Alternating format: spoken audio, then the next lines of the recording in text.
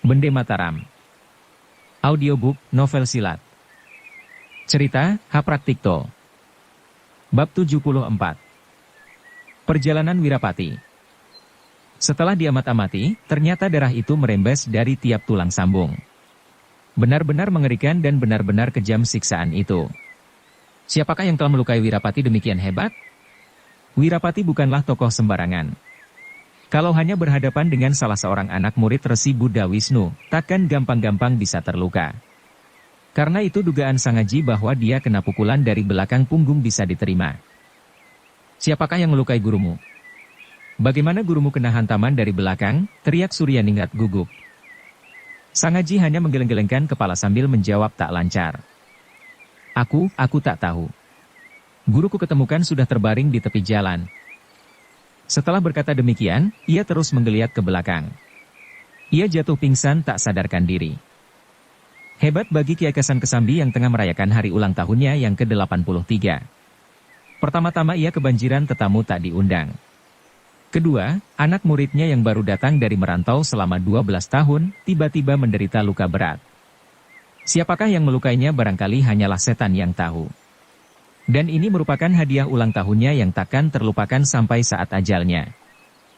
Siapakah yang melukai Wirapati begitu kejam? Seminggu yang lampau setelah memperoleh persetujuan sekalian saudara seperguruannya, ia turun gunung dengan berjalan kaki.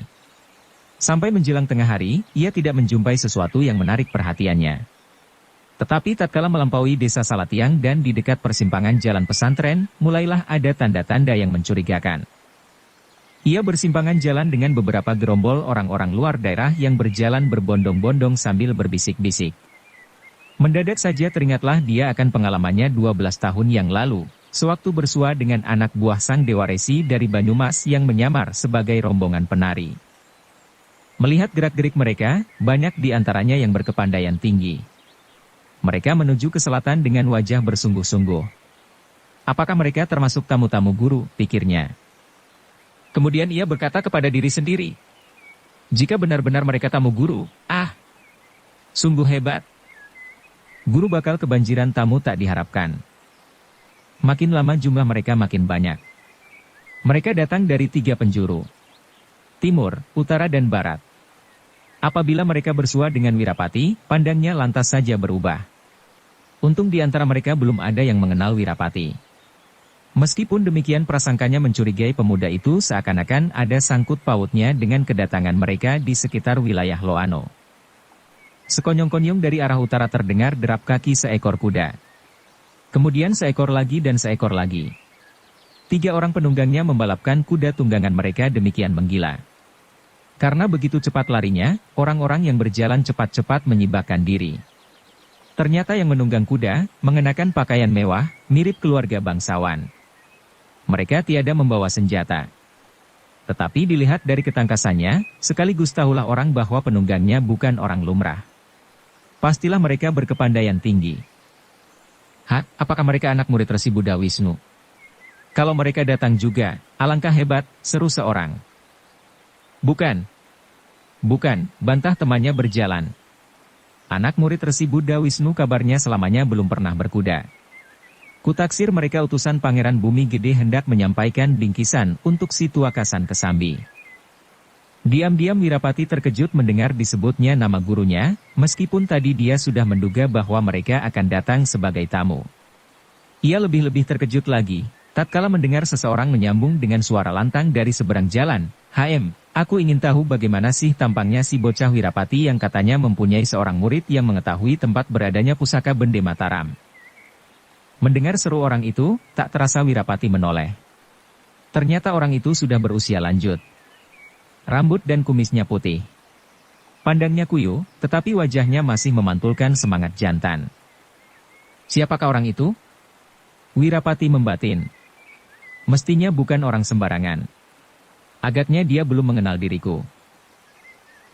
Mereka datang untuk memperebutkan pusaka warisan Sangaji, dengan dalih mengantarkan bingkisan-bingkisan segala.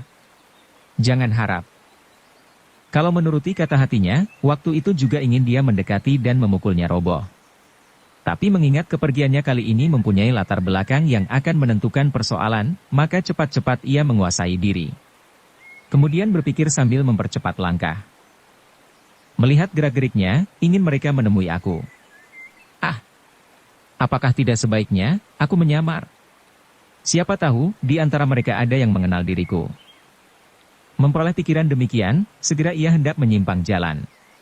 Tangannya sudah bergerak hendak mengawut-awut rambutnya. Mendadak ia berpikir lain, selamanya anak murid Gunung Damar tidak pernah menyamar.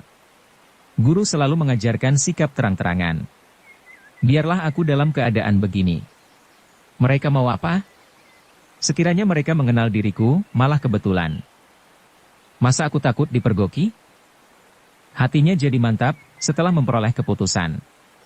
Bahkan dengan agak membusungkan dada, ia meneruskan perjalanan menuju ke barat. Pandangnya menyala-nyala seolah-olah menantang kepada semua yang hendak menantangnya. Perjalanan pada dewasa itu masih sangat sukar. Jalan yang dilalui tidak serata kini. Seberang menyeberang jalan masih berhutan lebat. Kadang-kadang masih harus menyeberangi rawa-rawa dan sungai-sungai kecil. Itulah sebabnya, Wirapati baru sampai di wilayah Dusun Karangtinalang setelah berjalan 2 hari terus-menerus tanpa berhenti. Pada malam hari yang ketiga, ia mulai menyelidiki sekitar Kali Bregoto. Kemudian terus berjalan menyusur tebingnya sampai di sebelah selatan Dusun Jagong. Kebetulan waktu itu bulan terang, maka dia bisa memperoleh bantuan dari alam. Meskipun demikian, sampai di dekat persimpangan jalan ke Kuripan, belum juga ia memperoleh tanda-tanda yang menggembirakan. Ya, waktu itu 12 tahun telah lewat. Agaknya semuanya sudah mengalami perubahan. Tetapi yang benar, pada waktu itu dia tidak mengamati sekitar tempat adu kekuatan melawan Ki Hajar Karangpandan. Kira-kira menjelang larut malam, ia duduk melepaskan lelah di atas sebuah gundukan. Pikirannya mulai bekerja keras untuk mengembalikan ingatannya pada 12 tahun yang lampau. Di manakah aku dahulu bertempur melawan Ki Hajar, ia sibuk menduga-duga. Terang sekali, aku dahulu lari mengarah ke tenggara. HM, apakah aku harus mulai dari Karangtinalang? Mendadak saja teringatlah dia akan kata-kata penghabisan Wayan Suwagi yang diucapkan lewat mulut Sangaji, bahwa hutan tempat pertempuran dahulu sudah terbakar. Kemudian petak tanahnya dibangun menjadi sebuah dusun baru. Teringat akan hal ini, seleret cahaya mulai bersinar dalam benaknya. Segera ia bangkit dan mulai bekerja lagi dengan memandang kiblat. Tatkala hari hampir menjelang pagi, barulah dia menemukan dusun baru itu. Ia bersyukur dalam hati dan segera mendaki pohon untuk menunggu hari pagi di balik mahkota daunnya. Keesokan harinya segera ia menyusur sungai yang melingkari dusun. Beberapa waktu kemudian, ia merasa seperti pernah merambah daerah itu. Sepercik harapan timbul dalam hatinya. Cepat ia menjenguk sungai. Dilihatnya sungai itu berlumpur. Jantungnya lantas saja jadi berdegupan. Yakinlah dia, bahwa itulah tempat beradanya almarhum Wayan Suwagi tatkala disembunyikan di bawah pohon tembelekan yang kemudian terbakar habis. Gugup ia mengamat-amati tebingnya. Sangaji berkata, bahwa tebing tempat menyimpan pusaka warisan adalah tebing batu. Sedang tebing seberang menyeberang adalah tanah merah belaka. Maka kembali lagi ia menyusuri tebing sungai ini. Mendadak saja dalam benaknya berkelebat suatu ingatan. Kakinya buntung. Satu-satunya jalan untuk menyelamatkan diri dari lautan api hanyalah menggulungkan diri ke dalam sungai berlumpur. Lukanya pasti sangat menyakiti dirinya. Masakan dia mampu merangkaki tebing, kemudian melarikan diri sejauh ini? Rasanya tak mungkin. Apalagi dia dibebani benda. Ah, pastilah dia hanya meraba-raba tebing sejadi-jadinya. Lalu menemukan suatu tebing berbatu, lalu bergegas ia kembali ke tempatnya semula. Begitu mengenal bagian sungai yang berlumpur, segera ia hendak meloncat. Mendadak teringatlah dia, bahwa sekitar lembah belum diperiksanya. Bukankah dahulu dia pernah kepergok laskar Pangeran Bumi Gede yang berjaga di sekitar sungai itu? Maka dengan berlarian, ia memeriksa sekitar sungai sejauh 5 pai. Setelah itu beristirahat melepaskan lelah sampai matahari terbenam. Pada malam harinya setelah mengisi perut, segera ia menanggalkan pakaian. Kemudian mencebur ke dalam sungai dengan hati-hati. Tatkala kakinya mulai meraba dasarnya, teringatlah dia kepada pengalamannya 12 tahun yang lalu. Lapat-lapat ia mengenal terjalnya dasar sungai yang penuh lumpur dan batu-batu tajam. Segera ia meraba tebingnya dan menyusur. Dugaannya ternyata benar. Tak lama kemudian ia menjumpai sesuatu tebing berbatu licin. Sebenarnya adalah sebuah batu padas yang mencongakkan diri dari dasar tebing. Hati-hati ia menggerayangi, ternyata batu itu merupakan suatu permukaan belaka. Pada sisi bawahnya menjorok ke dalam dan merupakan suatu gua yang cukup untuk didiami 2 ekor bulus. Maka terpaksalah dia menyelam sambil tangannya terus menggerayangi. Manakala kepalanya tersembul di atas permukaan ternyata dia bisa bernapas. Ah! Benar! Disinilah tempat yang aman untuk menyembunyikan diri dari panas api. Ternyata Wayan Suwage bukan orang bodoh, ia pandai mengambil tindakan dengan cepat, ujinya dalam hati. Mengingat akan bahaya binatang-binatang berbisa yang mungkin bersarang dalam kubang air itu, ia balik kembali mengambil pedang pendeknya. Kali ini berhasillah dia menggerayangi kubangan itu sampai ke dasarnya. Perlahan-lahan ia menumbuhkan pedangnya. Setelah memakan waktu beberapa waktu lamanya, didengarnya suara benda memantul. Jantungnya lantas saja berdegupan karena girang. Cepat ia menjenguk ke dalam. Begitu ia mengaduk lumpurnya, segera muncullah 2 benda pusaka Bende Mataram yang sudah beberapa tahun lamanya menjadi bahan perebutan. Selamanya belum pernah sekali juga, Wirapati menjamah benda keramat tersebut. Dahulu sewaktu menolong Wayan Suwage, sama sekali tak tertarik hatinya. Bahkan memandang pun tidak. Tapi kini setelah ikut menjenguk persoalannya mendadak saja hatinya tergetar. Dirinya terasa seolah-olah dekat dan bersangkut paut dengan benda itu. Gugup ia menepi dan dengan tangan bergemetaran karena dingin air dan jantung berdegupan, ia mencoba mengamat-amati. Ia menghela napas. Tak lebih dan tak kurang adalah benda lumrah. Alangkah gila manusia-manusia yang begitu mati-matian saling memperebutkan sampai tak menyayangkan nyawa sendiri. Apakah yang menarik? Barangkali dongeng kekeramatannya yang dibesar-besarkan. Tetapi aneh mengapa guru berdiam diri pula sewaktu aku memaparkan riwayat perjalananku 12 tahun yang lalu yang menyangkut pula riwayat perebutan benda itu? Selagi dia berpikir pulang balik, sekonyong-konyong ia merasa seperti dihampiri sesuatu. Cepat ia menoleh sambil melompat ke depan. Tapi sekitarnya sunyi senyap. Tiada bayangan sekelumit pun nampak di depan hidungnya, kecuali bayangannya sendiri. Katanya bergumam dalam mulutnya. Aku pun jadi gila. Mengapa blingsatan tanpa alasan? Segera ia mengenakan pakaian dan mengeluarkan goni penyimpan kedua pusaka tersebut yang sudah disediakan terlebih dahulu. Kemudian berkata lagi seperti menasehati dirinya sendiri. Betapapun juga, benda ini sudah menjadi pembicaraan ramai. Mereka bersedia mengorbankan nyawa demi benda ini. Entah mereka yang bodoh atau aku yang goblok, baiklah aku berhati-hati menjaga diri.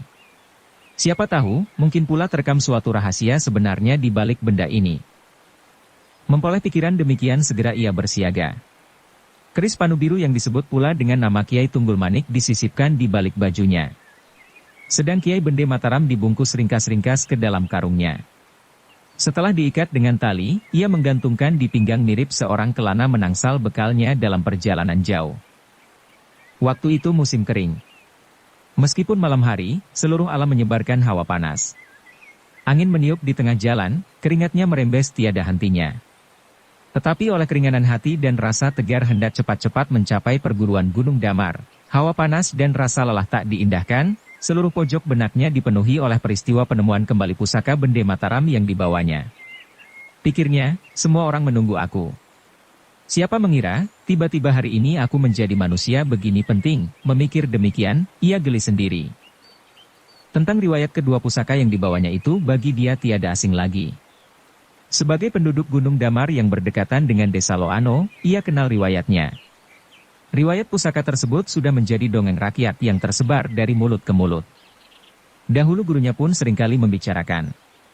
Tetapi sebagai seorang muda, sama sekali ia tak tertarik. Cerita itu tak lebih dan tak kurang hanya merupakan dongeng hayal belaka. Sebaliknya, pengasuhnya yang bernama Wirasimin menganggap dongengan itu sebagai suatu peristiwa bersejarah yang terjadi dengan sungguh-sungguh. Nyatanya, pada hari itu dia membawa pulang juga kedua pusaka Bende Mataram itu. Entah kedua pusaka tersebut adalah benar, kedua pusaka Bende Mataram yang diberikan Patih Lowo Ijo, entah tidak, tiada seorang pun dapat menjadi saksinya. Yang terang, kini menjadi bahan perebutan hampir semua ksatria di seluruh Pulau Jawa. Maka teringatlah dia akan tembang dan danggula yang sering dinyanyikan Wirasimin pada malam sunyi apabila pengasuhnya itu hendak menghibur diri. Di antara deretan tembangnya terdapat sebuah bait yang menyinggung tentang adegan Bende Mataram dan Lo Ijo. Bunyinya begini, mangke Bende Mataram ji mering patih lawa ijo sabda sanjarifani glis marene jeneng sira insun utus hanyekel maling aguna sekti Pangeran Joyokusumo ya kongsi kelerusan bektani pusaka Jawa Jalalawan Tunggul Manik sarta Bende Mataram. Segera Bende Mataram bersabda kepada patih lawa ijo, mendekatlah ku perintahkan padamu, hendaklah kau tangkap maling sakti Pangeran Joyokusumo, namanya jangan sampai luput, ku sertakan pusaka Jawa Jala dan Tunggul Manik serta Bende Mataram. Lewat larut malam, ia menemukan sebuah gubuk.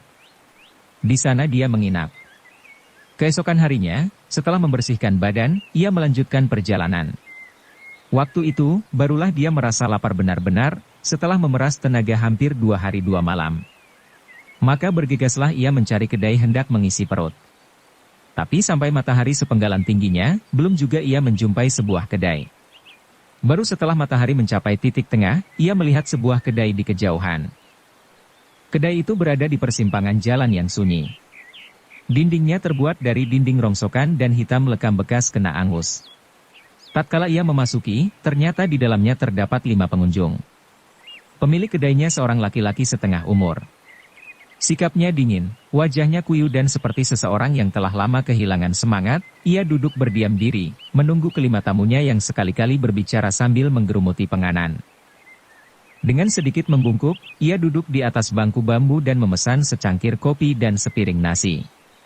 Penganan yang berada di depannya terdiri dari ketela rebus, goreng pisang dan tempe goreng. Meskipun penganan murah, tetapi pada saat itu ia lapar bukan main. Maka terus saja dia menyambar tempe goreng dan ketela rebus sekaligus. Selagi dia menggerumuti hidangan murahan itu, mendadak terdengarlah suara ribut-ribut di kejauhan. Tetamu lainnya terus saja melompat keluar menjenguk jalan. "Hai! Orang gila!" teriaknya agak gugup. Tak lama kemudian muncullah seorang laki-laki tegap berlumuran darah. Tangannya mencekam sebatang kapak besar dan mengobat-abitkannya ke udara dengan serabutan. Laki-laki itu bercambang dan berbewok tak terurus. Sikapnya gagah dan tangkas. Tetapi sinar matanya agak guram. Gerak-geriknya seperti orang kurang waras. Suatu tanda bahwa dia gila. Dengan mengernyitkan dahi, Wirapati mengamat-amati kapak raksasa yang digenggam orang itu. Kapak itu terbuat dari baja murni. Berat, tetapi bisa digerakkan oleh pergelangan tangan begitu teratur dan tangkas. Terang sekali, orang gila itu bertenaga besar dan berkepandaian bukan sembarang. Ia mencoba mengingat-ingat bentuk tubuh laki-laki itu.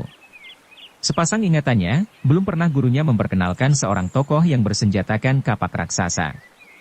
Pikirnya, tetapi ilmu kapaknya begini hebat. Penjagaan diri rapat dan kesiur anginnya bukan kepalang kerasnya. Mengapa guru belum pernah memperkenalkan tokoh ini?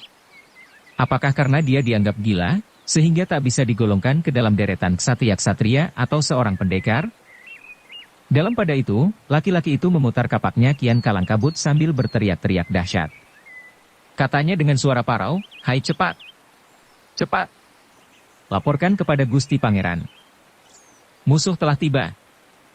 Karena sikapnya galak, orang-orang kampung dan bocah-bocah yang menguntitnya dari jauh jadi gentar hati. Setengahnya ada yang sudah bersiaga melarikan diri. Tamu-tamu warung, lari berderai pula dengan melompat-lompat tinggi seperti seseorang kemasukan kelabang dalam pipa celananya. Dengan penuh perhatian, Wirapati mengamat-amati wajah orang itu. Wajahnya membayangkan suatu kecemasan, seolah-olah menghadapi sesuatu yang menakutkan. Meskipun permainan kapaknya masih gencar, tetapi tangannya sudah nampak kendur. Dengan ternganga, orang itu berteriak sambil mempertahankan diri. "Adikku Panji Pangalasan, cepatlah engkau mengundurkan diri. Jangan hiraukan aku. Biarlah Malangyuda menghadapi dia seorang diri. Lebih baik, cepatlah engkau memberi kabar kepada Gusti Pangeran." Agaknya orang ini bernama Malangyuda dan begitu setia menghamba kepada majikannya yang disebut gelarnya. Siapakah nama majikannya? Sungguh mengagumkan kesetiaannya. Seseorang yang sudah nampak luka dalam tubuh masih begini gerak mengobat-abitkan senjatanya. Apabila bukan seorang hamba yang setia, masakan sudi menyakiti diri sendiri, pikir Wirapati. Karena terdorong rasa kagum dan rasa hormat, tanpa memikir diri sendiri Wirapati terus melompat keluar kedai sambil menggapai, "Saudara Malangyuda, mari kita mengasuh barang sebentar, menghirup teh." Tenaga yang berlebih-lebihan akan membuat lukamu semakin parah. Mendengar seruan Wirapati, orang itu lantas saja memelototi seraya membentak. Jahanam begundal Pangeran Bumi Gede. Kau mau merobohkan aku? Jangan mimpi. Awas, sekali kau berani menyinggung Gusti Pangeran, aku akan mengadu nyawa denganmu. Hayonya, kau keparat. Dan setelah membentak demikian, kapaknya terus saja diputar dan menyerang dahsyat. Keruan saja orang-orang melihat sepak terjang si gila, menjerit ketakutan. Wirapati sendiri terkesiap hatinya. Pikirnya cepat, terang sekali otaknya kurang waras. Dia menyinggung nama Pangeran Bumi Gede. Aku dikira begundalnya. Apakah majikannya bermusuhan dengan Pangeran Jahanam itu? Baiklah, ku tolong dahulu orang ini.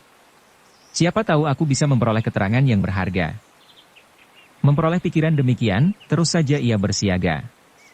Menghadapi serangan si gila yang serabutan, dia bukannya mundur malahan maju. Dengan gesit ia menghindari sabetan kapak. Ternyata si gila bisa bergerak dengan gesit dan tangkas pula. Mendadak saja, begitu sabetannya luput terus saja diputar untuk menyodok perut. Untung, Wirapati bukanlah seorang jago murahan. Menghadapi serangan tak terduga, luar biasa cepatnya tangannya melipat menerobos lengan si gila. Tahu-tahu ia telah berhasil menusuk dada. Seketika itu juga, tubuh Malangyuda tergetar. Memang tenaganya sudah hampir habis seperti dia nyaris kehabisan minyak. Maka begitu kena pukulan Wirapati yang disertai tenaga gendam kedua, lengannya serasa menjadi lumpuh. Dengan lunglai lengannya terkulai ke samping dan kapak jatuh bergerontangan ke tanah. Wirapati terus memeluknya dan dibawa masuk ke dalam kedai. Dengan ramah ia berkata, "Mari kita minum teh dahulu. Saudara sangat lelah." Malangyuda sudah punah tenaganya, namun dia pantang menyerah. Dengan mata melotot ia membentak. "Kau siapa? Kau begundal Pangeran Bumi Gede atau bukan?"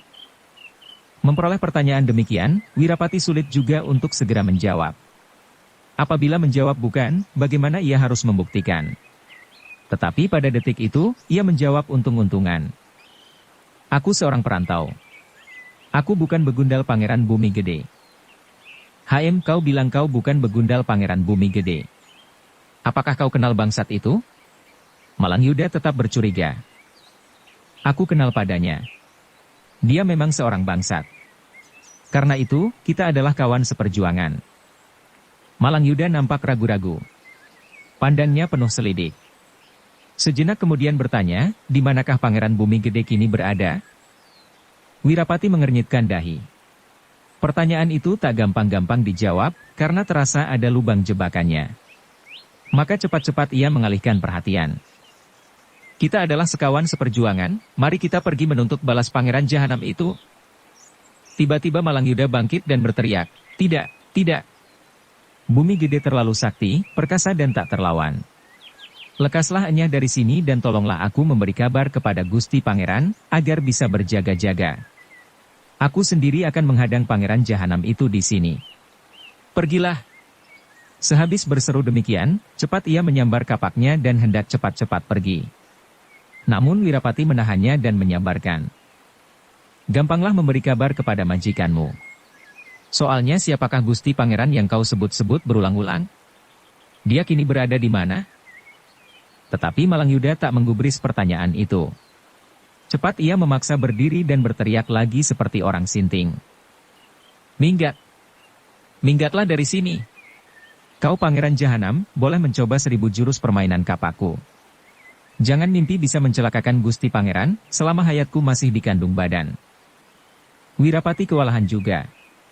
Mendadak terdengarlah pemilik kedai berkata menganjurkan, nampaknya orang itu benar-benar mengharapkan pertolongan Tuan. Seumpama Tuan mau pergi mencari majikannya, mungkin pula dia bersyukur dalam hati. "Benar. Benar. Cepatlah memberi kabar. Gusti Pangeran kini berada di desa Ngasinan dekat Rawapening. Pergilah. Pergilah segera mumpung Pangeran Jahanam itu belum nampak batang hidungnya lagi." Wirapati menarik napas panjang. Rawapening letaknya tak dekat. Paling tidak harus membutuhkan perjalanan 1 hari penuh tanpa berhenti. Tetapi oleh desakan berulang-ulang dari seseorang yang sedang luka parah, hatinya tak sampai. Lagi pula itulah dharma kebajikan yang dianjurkan gurunya berulang-ulang sebagai ciri perguruan Gunung Damar yang khas. Baik, rawa pening aku tahu letaknya. Tetapi desa Ngasinan masih asing bagiku, akhirnya dia berkata. Mendengar kata-kata Wirapati, Malang Yuda girang bukan main sampai berloncat-loncat kecil. Mendadak saja terus lari seperti diuber setan. Hai! Kau belum menerangkan letak desa Ngasinan, seru Wirapati memanggil. Biarlah tak mengapa, sahut pemilik kedai. Aku pernah datang ke sana. Kemudian dia menerangkan, rawa pening di zaman dahulu mempunyai riwayatnya sendiri. Di bukit sebelah selatan tersebutlah seekor ular raksasa bernama Baru Kelinting. Dia merubah diri menjadi seorang anak tanggung yang berpura-pura minta sedekah kepada penduduk sekitar rawa itu. Tetapi penduduk sangatlah kikirnya. Untunglah dia ditolong oleh seorang nenek. Tatkala dia membalas dendam dengan menenggelamkan seluruh penduduk dusun dengan kesaktiannya, hanyalah nenek itu sendiri yang selamat. Di kemudian hari, nenek itu menjadi jin penunggu rawa pening yang akan menjaga keabadiannya. Lekaslah kau sebutkan di mana letak desa Ngasinan. Apa perlu mendongeng tak keruan, bentak seorang pengunjung yang rupanya beradat berangasan. Kena dibentak demikian, pemilik lantas saja berkata, ya, maaf. Tuan kenal persimpangan jalan sebelah utara Ambarawa? Beloklah ke kanan. Kira-kira sejauh 10 pai, Tuan akan menjumpai sebuah jembatan batu. Tetapi janganlah Tuan menyeberang lewat jembatan batu itu, kalau tak ingin tersesat. Sebaliknya pilihlah jembatan bambu yang terletak tak jauh dari jembatan batu tersebut. Kemudian beloklah ke kiri. Kira-kira 1 pai, Tuan akan bertemu dengan simpang jalan lagi. Pilihlah yang ke kanan. Nah, Tuan akan melihat sebuah dusun yang dilingkari pagar bambu lebat. Di sana terdapat sebuah rumah semacam pesanggerahan. Tanyalah kepada siapa saja yang disebut Gusti Pangeran. Pasti Tuan akan diantarkan. Sebenarnya Wirapati tak sabar lagi mendengarkan keterangan pemilik kedai yang bertele-tele. Tapi justru kurang sabar itulah yang membuat dia kena bahaya. Coba andai kata mau meneliti tiap keterangan pemilik kedai itu, pastilah akan heran mengapa dia bisa menerangkan tempat beradanya yang disebut Gusti Pangeran begitu terang gamblang. Begitulah, setelah membayar makanan segera ia berangkat. Sehari itu ia berjalan cepat. Setelah melampaui kota Magelang, pemandangan seberang menyeberang mulai nampak indah. Kadang-kadang ia menjumpai beberapa kereta pos company yang datang dari Semarang. Biasanya dia usilan, tapi kali ini tidak. Dalam hatinya, ia ingin cepat menyelesaikan perkara tersebut. Pikirnya, kembali lagi aku terlibat dalam suatu perkara yang bukan kepentinganku. Tetapi aku sudah terlanjur sanggup menyampaikan berita kepada orang yang disebut sebagai majikannya. Masakan aku akan menyia-nyiakan kepercayaan seseorang yang membutuhkan pertolongan? Di kemudian hari apabila dia mengetahui bahwa aku adalah salah seorang murid Gunung Damar, bukankah aku menyeret nama perguruan? Memperoleh pikiran demikian mantaplah hatinya untuk menunaikan dharma itu dengan sebaik-baiknya. Pada sore hari itu, tibalah di sebelah utara Dusun Pingit, ia beristirahat sebentar di tepi jalan di bawah pohon rindang sambil merenungi Bukit Telamaya dan Jaka Pekik. Pikirnya, besok pagi sampailah di tempat tujuan. Diam-diam legalah hatinya. Pada malam hari itu, ia menginap di sebuah desa dekat Ambarawa. Keesokan harinya, berbareng dengan terbitnya matahari ia meneruskan perjalanan. Kira-kira 8 pai dekat Ambarawa. Ia membelok ke kanan. Seberang menyeberang jalan adalah rumpun tetanaman dan sawah. Di bawah sebuah pohon tumbang, duduklah seorang petani. Petani itu menyandarkan tubuhnya sambil merendam kakinya ke dalam lumpur. Penglihatan demikian adalah lumrah. Yang tidak lumrah ialah, bahwasanya muka petani itu berlumuran darah. Padahal waktu itu masih pagi hari. Ia memegang sebuah pacul tajam dan sabit oleh cahaya matahari terpantulah suatu sinar gemerlapan. Terang sekali sinar itu sangatlah tajamnya. Bersambung ke bab 75. Dukung kami dengan subscribe, follow, like, komen dan share. Terima kasih.